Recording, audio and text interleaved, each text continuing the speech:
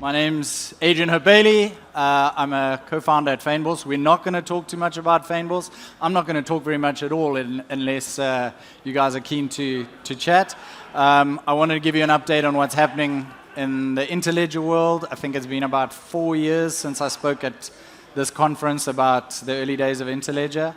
That's my family. Slightly outdated photo. The little man on my shoulders is now about 4 years old, which puts him at about this height, and he thinks he's a ninja. So I basically spend most of my day defending my groin from ninja nutshots. So the Internet of Value. This is an idea that came out of Ripple, something we were working on probably almost 8 years ago. How do you move money as easily as you move information? Or as the Interledger Foundation likes to put it, how do I make sending a payment as easy as sending an email? And there's some pretty technical stuff in here which I'm thinking I might breeze over today. So let me start by just giving a little background on Interledger, open payments, web monetization. We'll see how we go.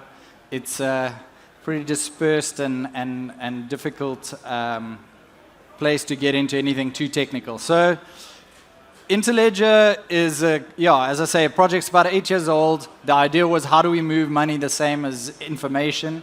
And so we took the internet stack, which is that picture on the left there. It's a whole bunch of protocols that make up the internet. And we figured, how do we come up with the equivalent for money? And we've been working on that for about 8 years. So I'm no longer at Ripple. I'm now one of the co-founders of Fynbos. We're based in Newlands, up the road. We build a digital wallet. It uses Interledger, amongst other things. But I'm not really going to talk about what we're doing specifically. Just give you a kind of an update on Interledger and where we've been over the last 8 years. I'm going to try and focus a little bit more on the layers in the stack that we've built subsequently. So you can imagine no one is particularly interested in how the internet works. People are much more interested in how the web works.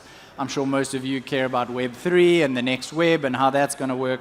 So I'll try and get to those pieces as quickly as I can. At a very basic level, Interledger is exactly like IP. Let's move money around like packets. Let's route it all over the place. And let's do that in a way that abstracts away all the different currencies and ledgers and so on underneath. So probably the easiest analogy here is, think of the Lightning Network, think of how Lightning works.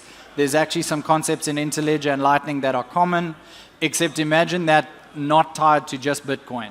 Imagine it across fiat, across crypto, across any type of underlying ledger. It doesn't have the same guarantees, but it's trying to achieve the same goals. Open payments is something that we then developed after the fact. And open payments, if you think about that stack, is like, this is the HTTP of the stack. This is how do we build applications? What do we build stuff? What do we use to build stuff on top of the Interledger stack? And I think if any of you have heard of open banking, anyone come across open banking? Don't worry if you haven't. Open banking's been around in UK and Europe for like half a decade, and most people still don't even know what it is.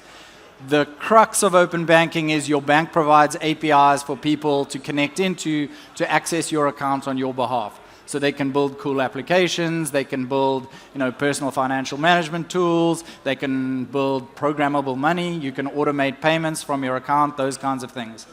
We took that concept and tried to build something a little bit more generic that wasn't tied to specific payment rails. So instead of automating an ACH or an EFT or a card payment, it just automates a payment, and Interledger is the abstraction layer over all of that. So open payments, a standard for APIs that anyone who provides accounts to people can expose, and people can build cool applications on top of those accounts.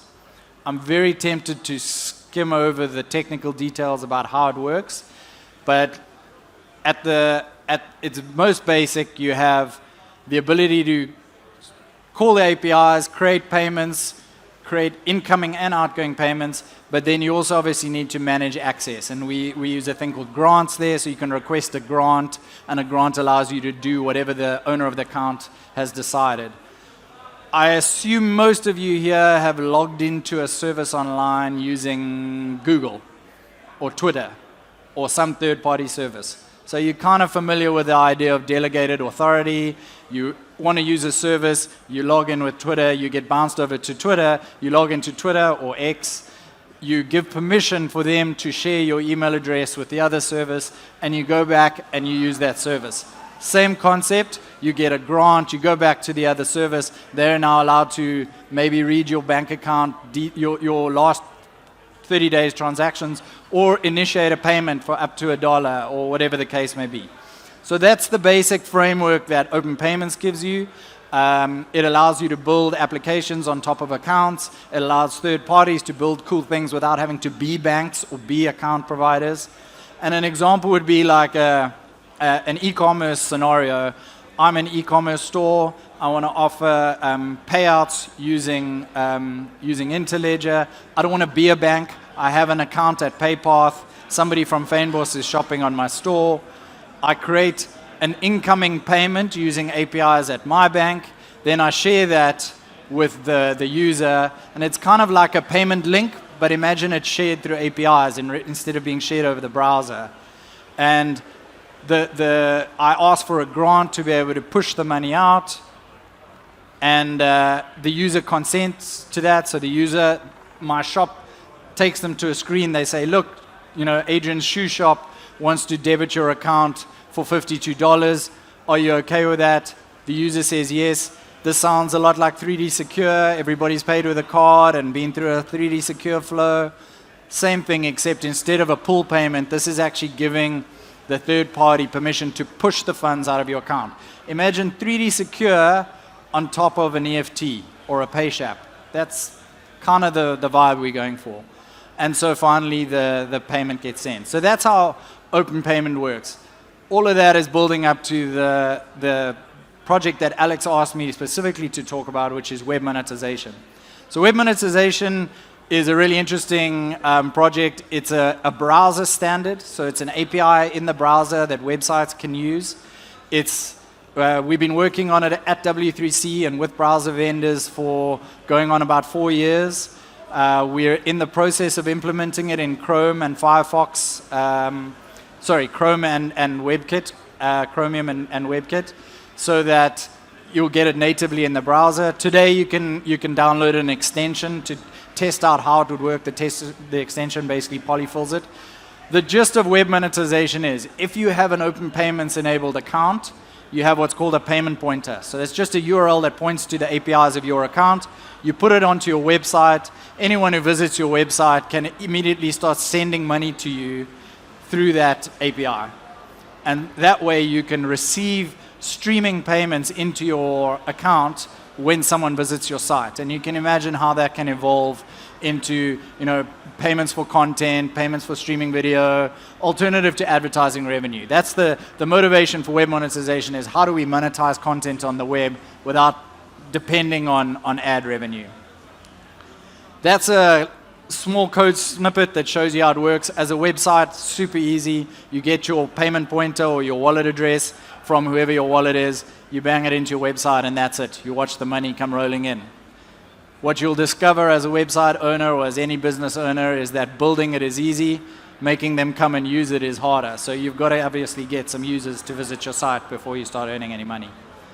As a website, you have a new API you can call where you'll receive events. Every time someone lands on your site and sends you money, you receive an event. This person sends some money.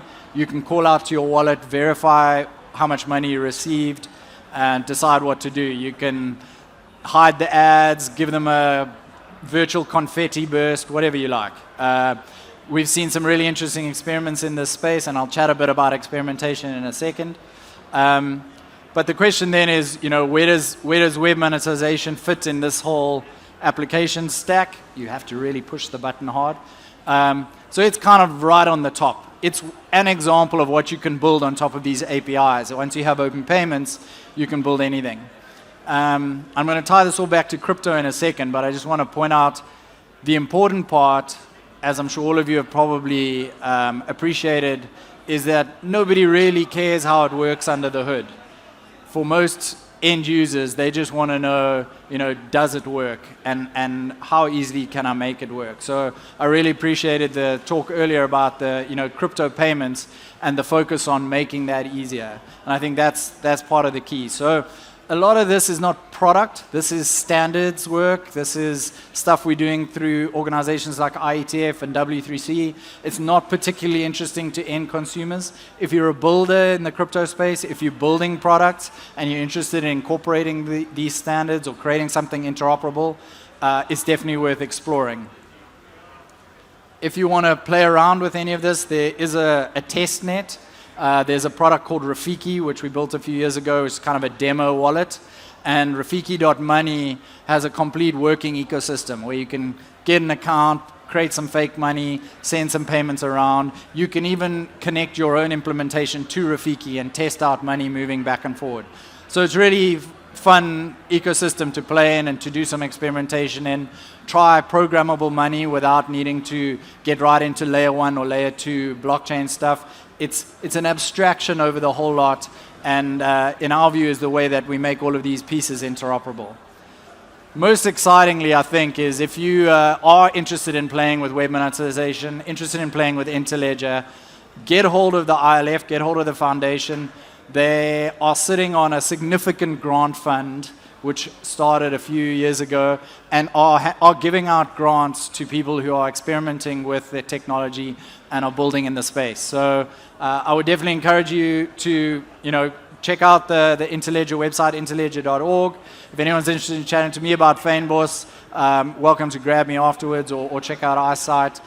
We've predominantly been operating in the US the last couple of years, but we've probably launch our South African wallet in the next few weeks, and then you'll be able to enable web monetization for ZAR, earn ZAR on your website, send it, trade it, do whatever works for you.